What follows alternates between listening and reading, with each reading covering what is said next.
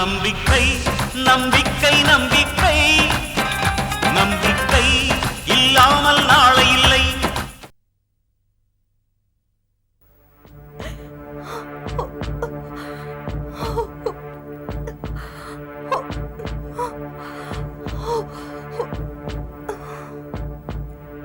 அம்மா,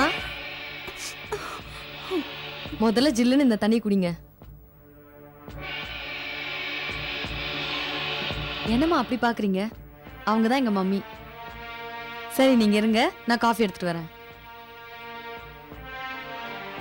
எந்த வீட்டுல நம்ம காலடி படக்கூடாதுன்னு நினைச்சோமோ அந்த வீட்லயே வரும்படி ஆயிடுச்சே. இனிமே ஒரு நிமிஷம் கூட இங்க இருக்க கூடாது.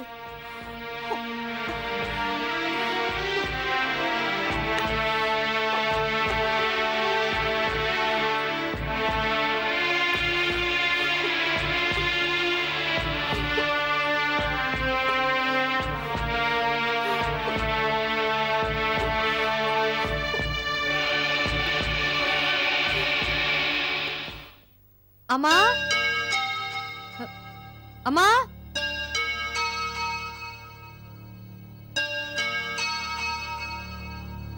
திடீர்னு எங்க போயிட்டாங்க?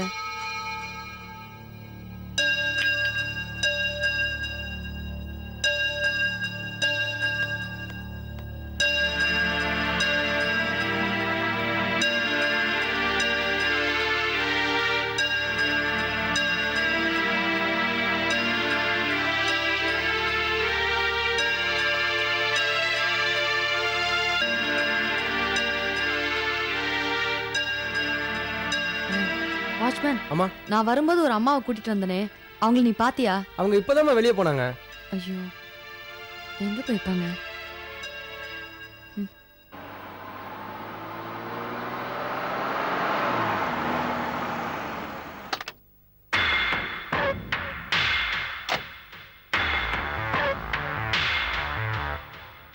என்ன அருணா, ஏன் இவ்வளவு டென்ஷன் ஓடி வர? ஒன்றும் இல்லை மம்மி, ஒரு அம்மாவை இங்கே உட்கார வச்சிருந்தேன். காஃபி கொண்டு வரதுக்குள்ள சொல்லாம கொள்ளாம போயிட்டாங்க. ஒருவேளை அந்த அம்மா தான் வந்துட்டாங்களோன்னு நான் பார்க்க வந்தேன் மம்மி. அம்மாவா? யார் அது? மம்மி, நான் கார்ல வந்துட்டு இருந்தேன். திடீர்னு ஒரு அம்மா நம்ம கார் முன்னாடி வந்து விழுந்துட்டாங்க. யாரோ ஒரு ஆள் துரத்திட்டு வந்திருக்கான் போல இருக்கு. பாவம், அந்த அம்மா ரொம்ப பயந்து போயிருந்தாங்க. அதான் அவங்கள கார்ல ஏத்திட்டு நம்ம வீட்டுக்கு கூட்டிட்டு வந்தேன். யார் விரட்டினாங்க? எப்படி விரட்டினாங்கன்னு உனக்கு ஏதாவது விவரம் தெரியுமா? அதெல்லாம் எனக்கு ஒன்றும் தெரியாது மம்மி. ஆனா அவங்க ஏதோ ஆபத்துல இருக்காங்க மட்டும் எனக்கு நல்லா தெரிஞ்சது. சரி, மீதி அப்புறமா பேசிக்கலாம்னு சொல்லிட்டு நான் தான் அவங்கள வீட்டுக்கு கூட்டிட்டு வந்தேன். என் கூட நல்லா தான் பேசிட்டு இருந்தாங்க. அப்புறம் கொஞ்ச நேரம் கழிச்சு உங்க போட்டோவே ரொம்ப நேரம் உத்து பார்த்துட்டு இருந்தாங்க. என்னமோ அப்படி பாக்குறீங்க? அவங்க தான் எங்க மம்மின்னு நான் சொன்னேன். அதுக்கப்புறம் நான் உள்ள போய் காஃபி கொண்டு வரதுக்குள்ள திடீர்னு கிளம்பி போயிட்டாங்க மம்மி. அருணா, ம், அவளுக்கு எவ்வளவு வயசு இருக்கும்? என்ன, ஒரு 45லேருந்து 50க்குள்ள இருக்கும் மம்மி. எப்படி இருந்தாங்க? நல்ல கலரா இருந்தாங்க, பார்க்க கலையாவும் இருந்தாங்க. ஆனா அவங்க கண்ணுல தான் ஏதோ ஒரு ஏக்கம் தெரிஞ்சது மம்மி.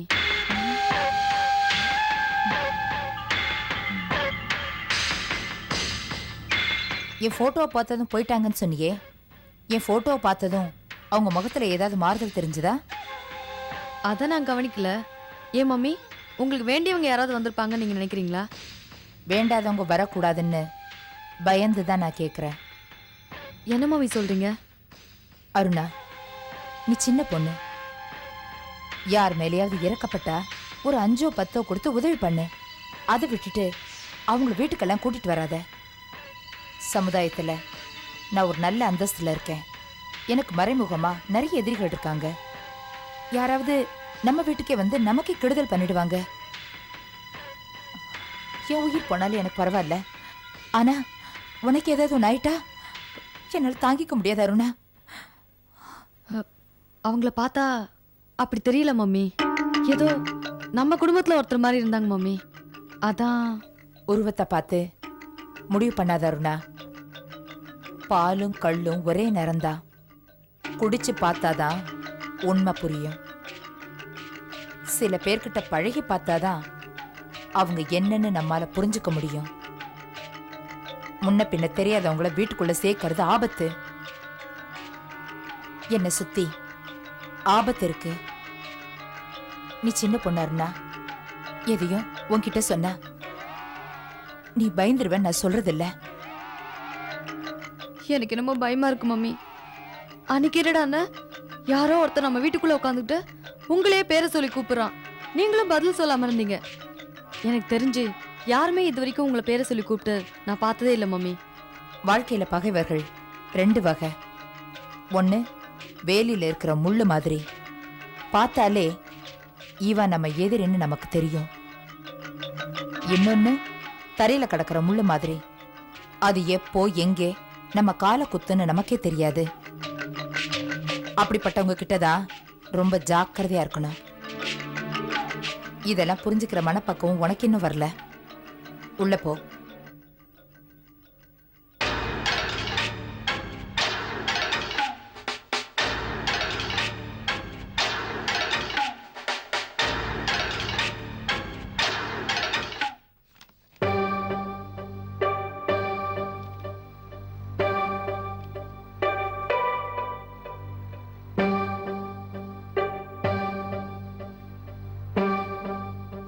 டீ எடுத்துக்கங்கம்மா. வேண்டாம்.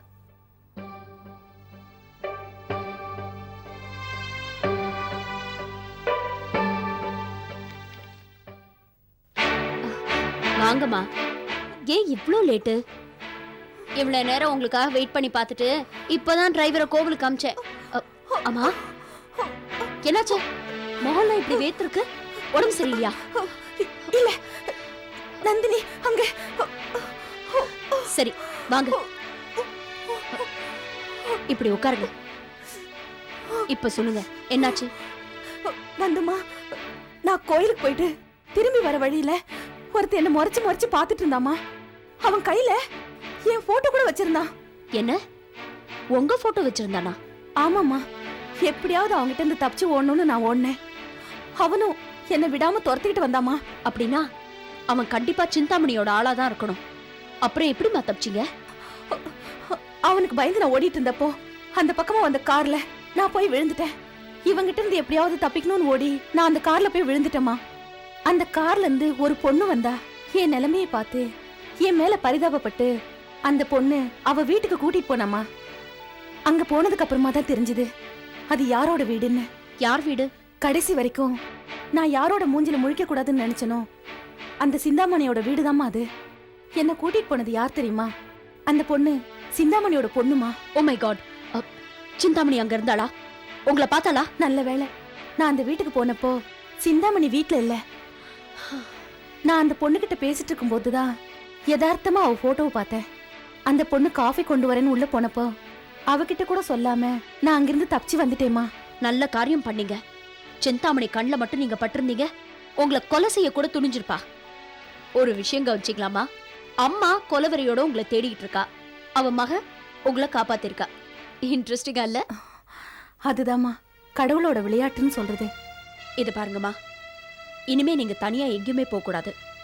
வாரத்துக்கு ஒரு தடவை கோவிலுக்கு நானே உங்களை கூட்டிட்டு போறேன். அப்படி இல்லைன்னா செக்யூரிட்டியோட கார்ல போயிட்டு வாங்க. சரிம்மா, நீ இனிமே சொல்றத நான் எதையுமே மீற மாட்டேன்.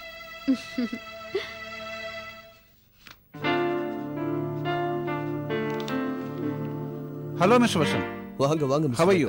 I'm good. How are you? I am fine sir. பொண்ணுக்கு கல்யாணம் வச்சிருக்கேன். ஜெய்ப்பூர்ல கல்யாணம். நீங்க இருக்கிற பிஸியில கண்டிப்பா அவ்வளவு தூரம் வர முடியாதுன்னு தெரியும். அடுத்த மாசம் கல்யாணம் முடிச்சுட்டு நாங்க இங்க வந்துடுறோம். அப்போ நீங்களும் அம்மாவும் கண்டிப்பா வீட்டுக்கு வரணும் சார். கண்டிப்பா வரோம். ஆமா, மாப்பிள்ள என்ன பண்றாரு? ஸ்டேட்ஸ்ல ஒரு பெரிய கம்ப்யூட்டர் கம்பெனில சாஃப்ட்வேர் இன்ஜினியரா இருக்காரு. Very good. வசந்த், அப்புறம் நான் உங்க கம்பெனி பேர்ல கொடுத்திருந்த 60 லட்சம் ரூபாய் கடனை வேற ஒருத்தருக்கு நான் மாத்தி விட்டுட்டேன். இப்போ நான் அதை வச்சுதான் என் பொண்ணு கல்யாணத்தை நடத்த போறேன். அவங்க யாரு என்னன்னு சொன்னீங்கன்னா அவங்க பேர்ல ஒரு அக்ரிமெண்ட் போட்டு கொடுத்துறேன். 1 செகண்ட் சார். இதெல்லாம் உடனே ப்ராசஸ் பண்ணுங்க. ஓகே. ஹலோ, நான் மேத்தா பேசுறேன். மேடம் இருக்காங்களா? 1 செகண்ட். மேடம், மிஸ்டர் மேத்தா உங்கள்ட்ட பேசணுமா? Hello, Nandini here. Hello madam, நான் மேத்தா பேசுறேங்க. சொல்லுங்க மிஸ்டர் மேத்தா, பொண்ணோட கல்யாண ஏற்பாடெல்லாம் எப்படி நடந்துட்டு இருக்கு? உங்க புண்ணியத்துல எல்லாம் நல்லபடியா நடந்துட்டு இருக்கு மேடம். Very good. நான் ஏதாவது ஹெல்ப் பண்ணுமா? மேடம், சிந்தாமணி ஃபேக்டரி பேர்ல நான் 60 லட்சம் ரூபாய் கடன் கொடுத்திருந்த பத்திரத்தை உங்க பேர்ல மாத்துற விஷயமா நான் வசந்த் கிட்ட பேசிட்டேன். ஓ அப்படியா? ஆமா மேடம், அவங்க கிட்ட கொஞ்சம் பேசுங்க. மேடம் பேசுறாங்க, பேசுங்க. என்ன மேடம்? அவங்க கிட்ட தான் உங்க கடன் பத்திரத்தை மாத்தி கொடுத்துருக்கேன். நீங்களே அவங்க கிட்ட பேசுங்க. ம். Hello. Hello, Nandini here. Hello, என்ன மிஸ்டர் வசந்த், பேச்சே காணோம்? ஏதாவது பேசுங்க. நீ நானே தான். உங்க கம்பெனி இப்போ என் கையில, அதுவும் 60 லட்சம் ரூபாய் அடமானத்துல. மானந்தான் பெருசு, மானந்தான் பெருசுன்னு பேசின சிந்தாமணியோட கம்பெனி பாவம் இன்னைக்கு அடமானத்துல வந்து நிக்குது. எங்க கம்பெனி உங்ககிட்ட தான் பிளட்ஜ் பண்ணிருக்கிறதா மிஸ்டர் மேத்தா என்கிட்ட சொல்லவே இல்லையே. பாவம், அவர் பொண்ணுக்கு கல்யாணம். உங்களை நம்பியிருந்தா எந்த ஜென்மத்துல அந்த கல்யாணம் நடந்திருக்காது. இல்ல நீங்க தான் நடத்த விட்டுருப்பீங்களா? பொண்ணுக வாழ்க்கையை கெடுக்கிறது உங்களுக்கெல்லாம் ஹாபி ஆச்சே. நந்தினி ரொம்ப பேசாத. ஒரு பொண்ணு மாதிரி நடந்துக்கோ. நீங்களும் உங்க அம்மாவும் என்ன பொண்ணு மாதிரியா நடத்துனீங்க? ஓட ஓட விரட்டினீங்கல்ல. ஒரு கருவை சுமந்துட்டு இருந்த என்ன தெரு தெருவா ஓட விட்டு அடிச்சிங்களே, அப்போ உங்களுக்கு தெரியல நான் ஒரு பொம்பளைன்னு? பொறுமைக்கு பூமாதேவின்னு சொல்லுவாங்க. அந்த பூமி கொஞ்சம் அசைஞ்சா போதும், எல்லாமே மண்ணோட மண்ணாயிடும். அதனால பொம்பளைங்களை ரொம்ப சோதிக்காதீங்க மிஸ்டர் வசந்த், அப்புறம் இழப்பு உங்களுக்கு தான்.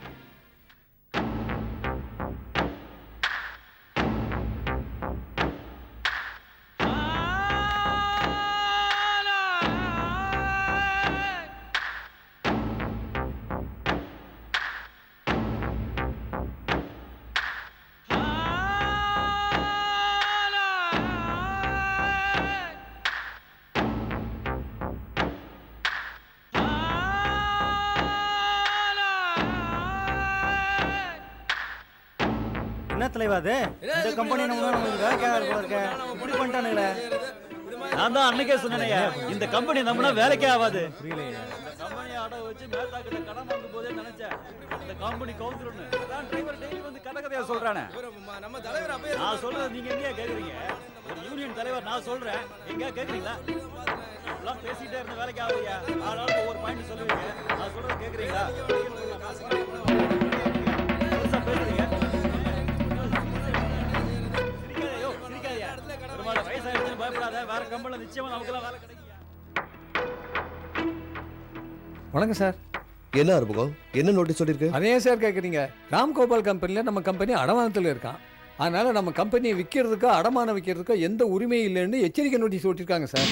எப்படி இருந்த கம்பெனி இப்படி ஆயிடுச்சேன்னு ரொம்ப கஷ்டமா இருக்கு சார். சரி, நீங்க கிளம்புங்க, நான் பார்த்துக்கிறேன். சரி சார்.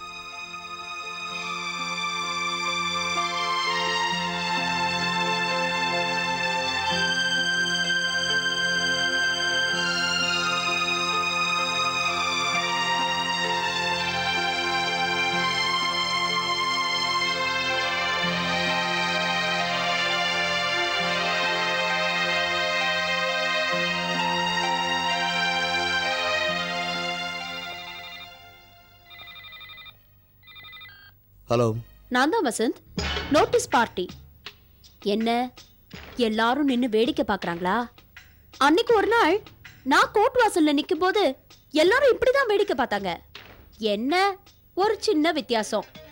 அன்னைக்கு எனக்கு கற்பு போயிடுச்சேன்னு எல்லாரும் வேடிக்கை பார்த்தாங்க. இன்னைக்கு உங்க கம்பெனி போக போகுதேன்னு எல்லாரும் வேடிக்கை பார்க்கறாங்க. வாழ்க்கை ஒரு சக்கரம் வசந்த். ஒரு நாளைக்கு உங்க பக்கமும் சுத்தும், ஒரு நாளைக்கு என் பக்கமும் சுத்தும். நம்ம கைதான் ஓங்கி நிக்கும்னு நினைச்சோம் வச்சுக்கோங்க, நாம தான் ஏமாந்து நிக்கணும். இப்ப புரியுதா? உங்கள மாதிரி கடன் வாங்குறது கொடுக்கறதெல்லாம் சில தொழில சர்வ சாதாரணம். ஆபீஸ் செவத்துல நோட்டீஸ் ஒட்டி என்ன அசிங்கப்படுத்த பாக்குறியா? நீயும் சிந்தாமணியும் சேர்ந்து செஞ்ச கொடுமைகள் இன்னும் என் மனசுல ஒட்டிக்கிட்டு இருக்கே வசந்த். அதை விட ஒண்ணும் இது பெரிய கொடுமை இல்ல. இன்னும் அடுத்தடுத்து நிறைய அதிர்ச்சிகள் உங்களுக்காக காத்துக்கிட்டு இருக்கு. சந்திக்க தயாரா இருங்க. Wish you all the best.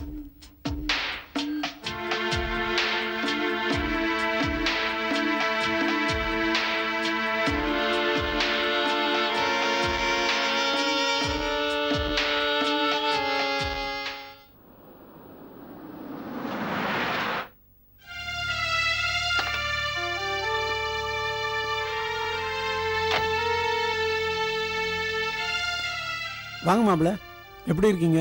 நல்லா இருக்கேன் ராமையா, நீங்க எப்படி இருக்கீங்க? நல்லா இருக்கேன். ஜெயந்தி இல்லை? காய்கறி வாங்க கடைக்கு போயிருக்கேன். நான் உங்ககிட்ட கொஞ்சம் பேசணும். உள்ளே வந்து உட்காருங்க மாப்பிள்ள. என்ன உங்க முகமெல்லாம் வாடி போயிருக்கு, ஏதாவது பிரச்சனையா? வாங்க. என்ன ஜெயந்தி, எப்படி இருக்க? நல்லா இருக்கேன். உட்காரு. இல்ல பரவாயில்ல, சொல்லுங்க. ராமையா, இப்போ நம்ம கம்பெனி நிறைய பிரச்சனையில் இருக்கு. எப்பவும் இல்லாத அளவுக்கு நெருக்கடியில் ரொம்ப அதிகமாயிடுச்சு. என்ன பண்றதுனே புரியல. ஏன் மாப்பிள்ள, கம்பெனி ப்ரொடக்ஷன் நல்லா தானே போயிட்டு இருந்தது, அதுல ஏதாவது ப்ராப்ளமா? அது ஒன்றும் பிரச்சனை இல்லை ராமையா. நமக்கு வழக்கமாக வர வேண்டிய பணம்லாம் வந்துட்டு தான் இருக்கு. ஆனால் நம்ம கட்ட வேண்டிய மொத்த கடனையும் ஒரே பேமெண்ட்டாக கொடுத்துடணும்னு ஆர்ஜி கம்பெனிக்காரங்க சொல்கிறாங்க. அதனால தான் பிரச்சனையெல்லாம் படிப்படியாக அதிகமாயிடுச்சு. அந்த கம்பெனி எம்டி ரொம்ப நல்ல மனுஷனாச்சு. நம்ம கம்பெனிக்கு அவங்க கம்பெனிக்கு 5 வருஷமாவே டீலிங் இருக்கு. இந்த 5 வருஷத்துல ரொம்ப நாகரிகமா நடந்துகிட்டவராச்சே. அந்த கம்பெனியோட முழு நிர்வாகத்தை இப்போ ஒரு லேடி கிட்ட மாத்திட்டாங்க. ராம்கோபால் இப்போ எதுலையுமே தலையேறதில்ல. ஆமா, கொஞ்ச நாளைக்கு முன்னால அவருக்கு உடம்பு சரியில்லாம இருந்தது. அதான் நிர்வாகத்தை வேற யார்கிட்டயோ ஒப்படைச்சிட்டார் போல இருக்கு. அந்த கம்பெனிக்கு நம்ம தர வேண்டிய 60 லட்ச ரூபா பணத்துக்காக நம்ம கம்பெனியை பிளட்ஜ் பண்ணி கடன் வாங்கியிருந்தேன். யாரு, மேத்தா கிட்டியா? அவர் பணம் கொடுத்தா கேட்கவே மாட்டாரு மாப்பிள்ள. மேத்தாவுக்கு ஏதோ பண நெருக்கடி போல இருக்கு. பொண்ணோட கல்யாணம் வேற வச்சிருக்காரு. நம்ம கிட்ட இருந்து பணம் வரத்துக்கு லேட் ஆகுங்கிறதுனால நம்ம பத்திரத்தை இன்னொரு பார்ட்டிக்கு மாத்திட்டு அங்க கடன் வாங்கியிருக்காரு. அந்த பார்ட்டி கம்பெனி அடமானத்தில் இருக்குன்னு சொல்லி கம்பெனி வாசல் நோட்டீஸ் ஒட்டிட்டாங்க. நோட்டீஸ் ஒட்டிட்டாங்களா? இது என்ன புதுசா இருக்கு? பெரிய கம்பெனின்னா கடன் வாங்குறது கொடுக்கறது எல்லாம் சகஜம் தானே. இதுக்கு போய் நோட்டீஸ் ஒட்டுவாங்க? என்ன இவ்வளவு கீழ்த்தரமா நடந்துகிட்டு இருக்காங்க? என்ன பண்றது ராமையா, நம்ம நேரம் அப்படி இருக்கு. நம்ம கம்பெனியில் நீங்க இருந்த வரைக்கும் எனக்கு ஒரு பிரச்சனையும் வந்ததில்லை. உங்களை மாதிரி ஒரு நம்பகமான ஆள் இல்லாததுனால ரொம்ப கஷ்டமா இருக்கு ராமையா. பேசாம நீங்களே எங்க வேலைக்கு வந்துருங்களேன்.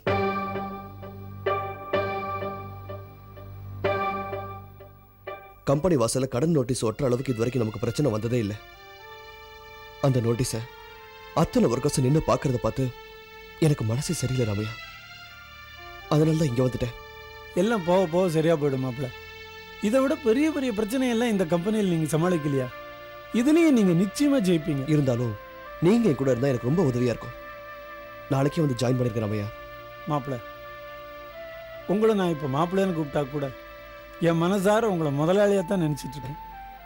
இவ்வளோ பெரிய மனுஷனை மாப்பிள்ளைன்னு கூப்பிடுறதுக்கு எனக்கு தகுதி இருக்கான்னு கூட நான் சில சமயம் நினைச்சு பார்க்கறது உண்டு. என்னை பொறுத்தளவு முதலாளின்னு கூப்பிட்டா தான் என் மனசுக்கு சந்தோஷம். இருந்தாலும் மறுபடியும் நான் அந்த கம்பெனிக்கு வந்து வேலையில் சேர்றது அவ்வளவு சரியா இருக்காது முதலாளி. ராமையா, நீங்க ஒன்றும் கஷ்டப்பட வேணாம். தினமும் நம்ம கம்பெனிக்காரலேயே வந்துட்டு போங்க.